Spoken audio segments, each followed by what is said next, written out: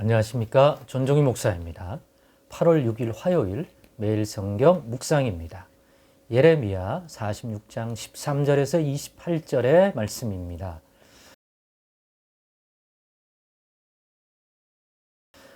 바벨론의 느부갓네살 왕이 와서 애굽 땅을 칠 일에 대하여 선지자 예레미야에게 이르신 여호와의 말씀이라.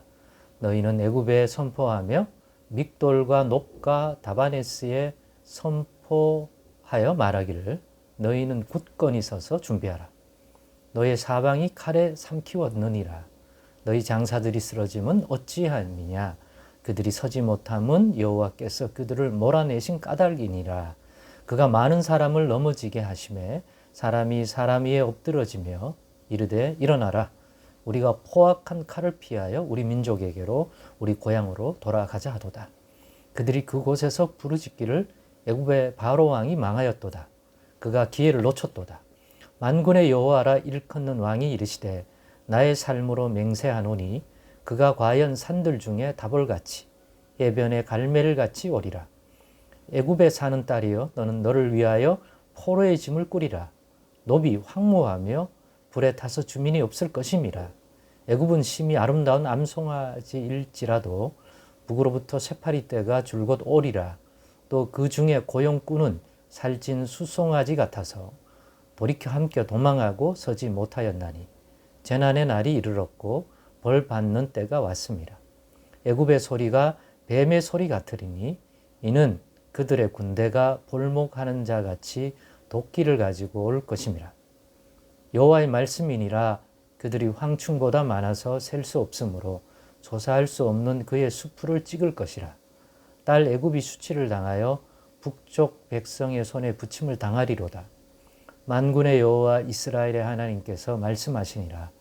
보라, 내가 노예 아몬과 바로와 애굽과 애굽 신들과 왕들 곧 바로와 및 그를 의지하는 자들을 벌할 것이라. 내가 그들의 생명을 노리는 자의 손, 곧 바벨론의 느부갓네살 왕의 손과 그 종들의 손에 넘기리라.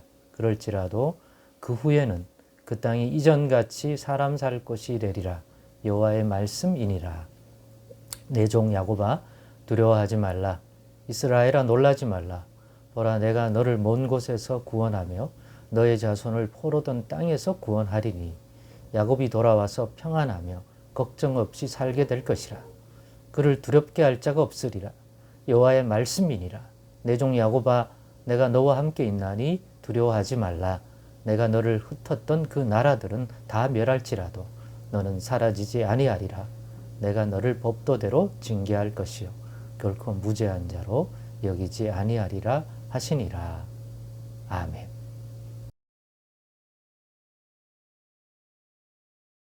네, 오늘은 심판도 구원도 회복도 말씀하신 대로, 심판도 구원도 회복도 말씀하신 대로라는 제목으로 묵상 나눔을 갖겠습니다. 오늘 이 본문은 예레미야 선지자가 바벨론 느부갓네살 왕에 의해서 예루살렘이 멸망당하고 더 이상 유다 땅과 예루살렘이 사람을 살 만한 곳이 아닌 황무한 곳이 됐죠. 그래도 포로로 잡혀가거나 이웃 나라로 도망간 사람들 말고 그 이스라엘 땅에 남아있는 사람들이 있기 때문에 그들을 관리할 그러한 일종의 관리자로서 바벨론의 느부갓네살 왕이 그다랴라고 하는 자에게 맡겨서 미스바에서 그러한 관리를 하게 했습니다. 그래서 남은 자들이 거기 있었기 때문에 예레미야도 본인이 바벨론으로 가서 살고 싶으면 선대하고 남고 싶으면 남아도 된다고 한 때 추천을 그러면 미스바에 가서 그다랴와 함께 있으라 해서 이제 예루살렘 멸망 이후에 남은 사람들이 거기에 모여 살다가 결국 이스마엘이라고 하는 사람에 의해서 사단이 나게 되고 결국은 그 위에 어찌할 바를 모르고 있을 때 사람들이 그러면 우리가 저지른 이 일들에 대해서 바벨론 왕은 분명히 분노하여 남은 사람들을 다 죽일 것이 분명하니 우리가 입장 바꿔 생각해 봐도 우리를 크게 용납해 주거나 자초지종을 면밀히 살펴 뭔가를 이렇게 헤아려 줄 거라고는 생각이 안 들었기 때문에 일단 피해야 된다. 피할 곳으로 최고 좋은 장소는 애굽이다. 이렇게 결론을 내려놨습니다만은 혹시나 하나님께서 더 좋은 생각이 있는지. 그러니까 그들이 예레미야 선지자에게 하나님께 구하여 뜻을 물었을 때 이 유다 땅, 예루살렘이 아닌 이 유다 땅, 자기 나라 본토에 남는 것은 근본적으로 말이 안 되는 소리이기 때문에 그것들은 절대로 죽으란 얘기와 같은 거니까 여호와께 예레미야 선지자가 물어도 그런 답은 절대로 주지 않을 거라고 확신을 하고 그것은 그들의 선택지에 있지 않은 거예요. 그들의 선택지 1번은 애굽인데 자기들의 생각에는 그래서 예레미야 선지자에게 물어 하나님도 애굽이라고 얘기하면 기쁜 마음으로 확신을 가지고 가려고 했던 거예요. 혹시나 또 애굽이 아닌 다른 어떤 암몬이나 모압이라고 하면 또 거기에는 순종했겠죠. 근데 아시다시피 무엇이었습니까? 여기에 남아라. 그랬더니 그럴 리가 없다. 우리 하나님이 우리 보고 죽으란 얘기냐? 여기에 남으라고? 그게 답이라고? 예레미야 선지자는 지금까지 했던 답하고 똑같이 얘기하잖아요. 바벨론 느부갓네살 왕은 하나님이 범죄한 이스라엘과 예루살렘과 우리에 대한 조상 때로부터 저질러온 그 우상 숭배와 불순종에 대한 징계로서 쓰시는 하나님의 막대기다. 이 시대에 쓰시는 하나님의 도구다. 그런 관점에서 바벨론 느부갓네살 왕을 이해해야 되지. 무조건 인간적으로 육신적으로 먼 이방인 나라인데 자존심도 없냐? 그런 나라에게 무릎을 꿇고 그거는 어떤 답도 아니다. 이렇게 이해해버리면 답이 없는 거죠. 그들이 맞는 거죠. 그리고 바벨론에게 순종하라는 것은 매국노와 같은 취급을 받게 되는 거죠. 그렇기 때문에 그들은 그게 선택지 없었던 거예요. 근데 예레미야 선지자가 하나님이 여기 머물라고 한다니까 막 이거 자체를 부인해. 그럴 리가 없다는 거예요. 상식적으로 인간적으로 말이 되냐고요. 여기 남아있으면 바벨론 느부갓네살에 와서 복수할 텐데 발생한 일로. 그랬더니 예레미야가 아니라 하나님이 여기 남을 때 긍휼히 여겨주신다고 그랬다. 하나님이 긍휼히 여기니까 하나님이 쓰신 도구로 물론 심판의 도구, 징계의 막대기로 쓰는 것이지만 바벨론 느부갓네살 왕도 너희를 긍휼히 여겨줄 것이다. 하나님이 쓰시는 도구니까. 그런데 안 믿습니다. 결국 애굽으로 가게 되고 그 애굽에 가서 이루어질 일에 대한 애굽으로 간 이 하나님의 백성들에 대한 관련된 그 애굽과 관련된 메시지가 예레미야에게 임했고 그걸 들려주는 과정에 오늘 본문의 내용도 임하였던 것입니다.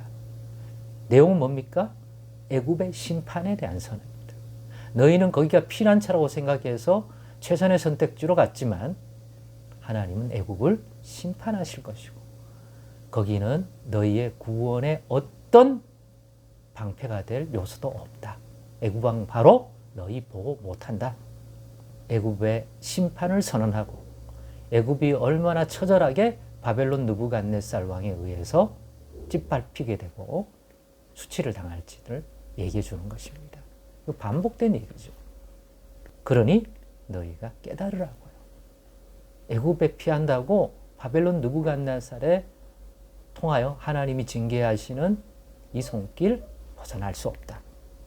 오히려 바벨론 느부갓네살 왕을 그냥 인간적으로 보지 말고 하나님이 우리가 지은 죄에 대한 징계로서 주는 하나님의 견책, 책망의 막대기로 달게 받으면 그게 구원이 될 거다. 즉 그런 자들에 의해서 포로로 잡혀가거나 하나님의 뜻 안에서 그렇게 바벨론에 의하여 관리를 받는 사람은 하나님이 회복시키실 것이다. 때가 되면 돌아오게 할 것이다. 그 메시지가 일관적으로 예레미야를 통해 들려주죠. 오늘도 마찬가지예요.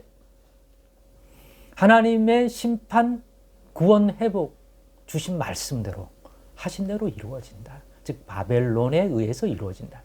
바벨론의 그 손길을 하나님의 징계의 막대로 달게 받은 자들은 그것을 통하여 연단을 받고 교만한 마음이 낮아지고 겸비하면 때가 되면 그들을 포로에서 돌아오게 할 것이다. 그러니까 전체적으로 보고 이해하면 그게 구원이고 그게 유일하게 하나님의 의, 하나님의 뜻이 담긴 이 백성을 향한 하나님의 구원 계획이요 회복 계획이다. 거기에 동참해라. 애굽으로 너희 스스로 판단하여 피하겠다고 도망가는 애굽이라든가 다른 나라를 구원의 방패로 삼는 모든 행위는 어리석은 행위고 바벨론 느부갓네살에 의해서 다 무너질 거다. 라고 하는 얘기입니다. 그러니 하나님이 주시는 징계의 막대기를 받아라. 그리고 거기서 낮아지고 연단받아서 깨닫고 준비하고 있으면 때가 되면 하나님이 구원하시고 회복시킬 것이다. 그걸 믿어라. 그게 하나님의 계획이다. 예레미야 선지자를 통해 들려주고 있는 것입니다. 오늘날 예수 그리스도 안에서도 마찬가지입니다.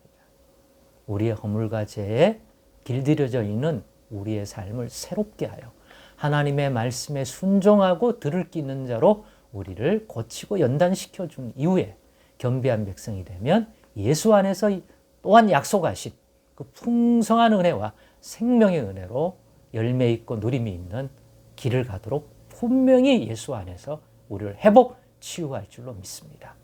그리스도를 통하여 주신 그 말씀대로 그 믿음, 그 손길 안으로 우리도 들어가십시다. 내 생각에 옳은 대로 행하는 종교생활, 자기 의에 의한 길을 가지 말고요. 기도하겠습니다. 하나님 감사합니다. 오늘의 교훈 깊이 이해하고 믿음 안에 잘 적용하여 순종의 삶을 살게 하옵소서. 예수님의 이름으로 기도드리옵나이다. 아멘.